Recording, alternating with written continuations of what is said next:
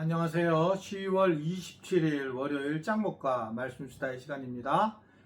이제 추수 특세를 하고 있는데 특별히 많은 은혜를 받으시면 좋겠고, 저는 그래서 이제 짱목과 말씀 수다는 이번 주간에 좀 짧게 말씀을 좀 나누도록 그렇게 하려고 합니다. 오늘 주시는 말씀은 누가복음 7장 18절부터 23절의 내용의 말씀입니다. 하나님 말씀을 보시겠습니다.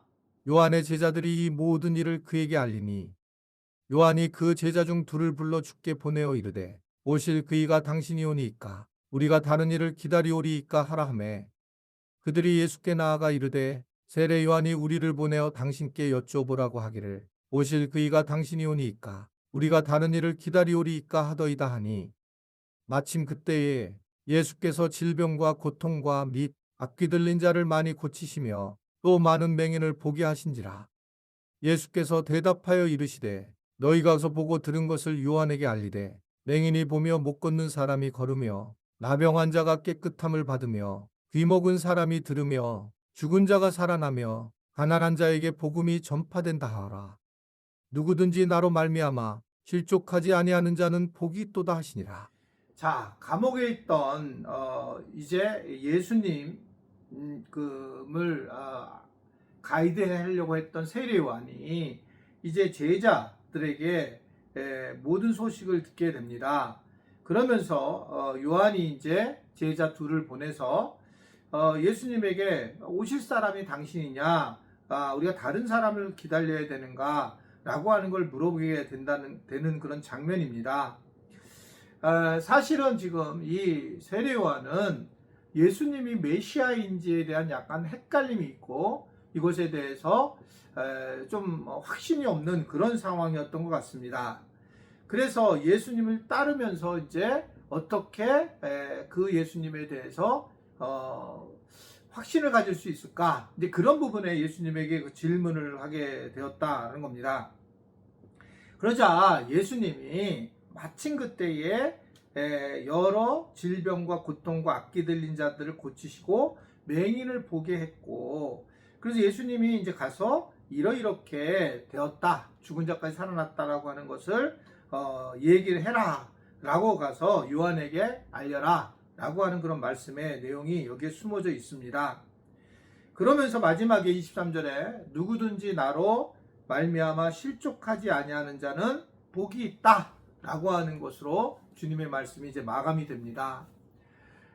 세례 요한도 예수님을 오해를 했어요. 우리가 이제 신앙생활하면서 예수님에 대한 오해를 많이 할 때가 있습니다. 여러분이 그래서 예수님 때문에 이제 실망하는 경우가 있잖아요. 이제 교인들 중에 우리 지금 그분이 우리 교회를 이제 뭐 안 다니고 있는데 헌금은 하신다는 거예요. 그 주일헌금은 어떻든 아마 영상을 들으시는 것 같습니다. 그분은 그 집사님은 남자 집사님이신데 저희 교회에서 신앙생활을 잘하고 열심을 냈던 분입니다. 그러다가 이제 여러 어려움을 이제 가정에서 겪으신 것 같고, 이제 그런 과정에서 교회를 떠나게 된 동기가 부모님이 이제 누군가 아프셨는데 기도를 했는데 돌아가신 거예요. 그러니까 출발점이 그런 것 같습니다. 이건 내가 정확하진 않습니다. 그런데 이제 어떻든 내가 예수님 믿고 잘 될 줄 알았는데 예수님을 믿었는데도 우리 부모님이 기도했는데 부모님이 돌아가시는구나. 이게 이제 굉장히 큰 아픔을 주게 된 것 같습니다. 그러니까 예수님이 정말 내가 믿을 분이신가 신이신가 라고 하는 부분이죠. 저도 이제 목회를 하려고 할 때 누님 세 분이 돌아가시면서 이게 정말 누님이 다 돌아가시는데 이게 내가 목회를 해야 될 건가에 대한 심한 고민을 했던 적이 있습니다. 그러니까 이제 이게 예수님이 살아계시는 것은 느끼지만 정말 예수님이 이게 정말 바른 분이고 맞는 분인가? 이게 지금 이성적으로 이해가 안 되는데, 왜냐하면 나는 개척을 해야 되고 또 누군가가 도움을 받아야 되고 기도를 좀 누님들이 해줘야 되고 어머니는 안 계시는데 이런 부분인데 결국 누님이 돌아가시면서 굉장히 실망스러운 거죠. 그러니까 예수님에 대해서 이 세례 요한이 이렇게 질문했다는 것은 되게 실망스러웠었다라는 거죠. 그러니까 예수님이 오시면 뭔가 좀 달라져야 되는데 그렇지 않고 오히려 지금 제자들, 요한의 제자들이 예수님에게 가요. 글로 넘어가고 자기 제자들이 이런 상황이 됐는데 혹시라도 사기꾼처럼 그러는 건 아닌가라는 이제 그런 고민을 한 거죠. 그러자 예수님이 나는 아니다 이렇게 말로 한 게 아니라 놀라운 거는 예수님이 말씀으로 해서 그랬다는 겁니다. 말씀으로 해석하는 것은 이사야에서 나오는 말씀으로 그러니까 눈먼 자가 눈을 뜨게 될 것이고 귀먼 자가 귀를 뚫리게 될 것이고 앉은 뱅이가 일어날 것이다. 자, 이런 일들이 지금 일어났다. 자, 그건 뭐냐면 하나님 나라가 임하게 됐다라고 하는 것에 대한 성경의 말씀의 메시지예요. 그 말씀을 실제화된 거를 전하게 된 겁니다. 이걸 가서 그대로 얘기해라. 정말 지혜롭다고 저는 생각합니다. 그러니까 여러 말을 하면 또 말로 가가지고 예수님이 본인이 그러시다 그러는데 메시아라고 하시던데요? 그런데 뭐 이유가 있는 거죠. 뭐 어떤 게 메시아인지 모르잖아요. 그런데 말로만 하면 그렇게 가서 또 계속 오해가 쌓일 텐데 실제로 그런 행동의 모습을 통해서 예수님이 메시아라는 걸 알리는 거예요. 그러니까 성경에 나왔을 때 메시아는 어떤 사람이어야 되냐면 바로 이렇게 병 고치는 것을 하는 사람이에요. 그러니까 우리가 지금 기도할 때 병 고침을 할 수 있느냐? 우리가 메시아라고 한다면 우리가 실제로 그런 사람이라면 고칠 수 있고 또는 못 고칠 수 있는 거예요. 어떤 분이 제가 우리 교회는 우리 권사님 한 분을 기도하는 장면을 페북에 올렸는데 그걸 보고 결과가 어떠냐는 거예요. 그 권사님이 예전에 같으면 제가 기분이 너무 나빴을 텐데 그런 걸 보면서 내가 참 한심하다 속으로 생각한 거예요. 그 결과가 중요한 게 아니라 권사님을 사랑하는 마음으로 목회자인 제가 기도를 했고 그 기도의 응답은 주님의 몫이에요. 그리고 권사님의 신앙의 반응의 몫이고 또 내가 믿음을 가지고 기도한 몫이죠.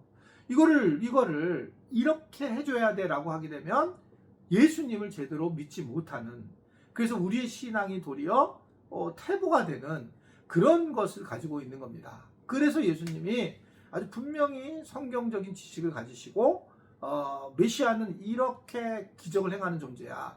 그래서 기적을 행하신 거예요.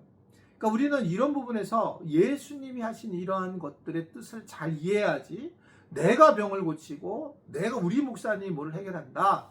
저는 그렇게 생각하지 않습니다. 그래서 내가 가서 기도했더니 이런 일이 벌어졌다.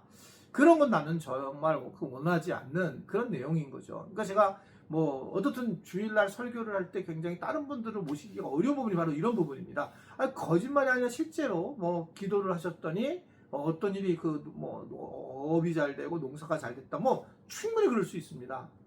그런데 그게 내가 기도했더니 그런 것도 있지만 열심히 일하고 열심히 했기 때문에 그렇고 또 그러면서 기도를 통해서 하나님이 일하시겠죠. 이런 것들이 잘 우리가 할 때에 믿음 생활을 바르게 할 수 있다라고 하는 겁니다. 아무쪼록 이번 특세 기간 동안에 이 김동일 목사님의 기도에 대한 말씀을 잘 듣고 기도의 사람으로 잘 세워지고요. 우리가 올바른 예수님을 아는 그런 은혜가 있기를 주님의 이름으로 부탁을 드립니다. 기도하겠습니다. 하나님, 그리 아니하실지라도 감사하는 믿음을 갖게 하시고 그러한 삶을 살아갈 수 있는 우리 모두가 되도록 주님 도와주시고 인도하여 주옵소서. 오늘 예수님의 모습을 통해서 우리도 지혜를 갖고 말씀을 늘 생각하며 그 말씀의 해석함을 잘 우리가 지혜롭게 전하는 우리의 삶이 되도록 도와 주옵소서. 예수님의 이름으로 기도드리옵나이다. 아멘.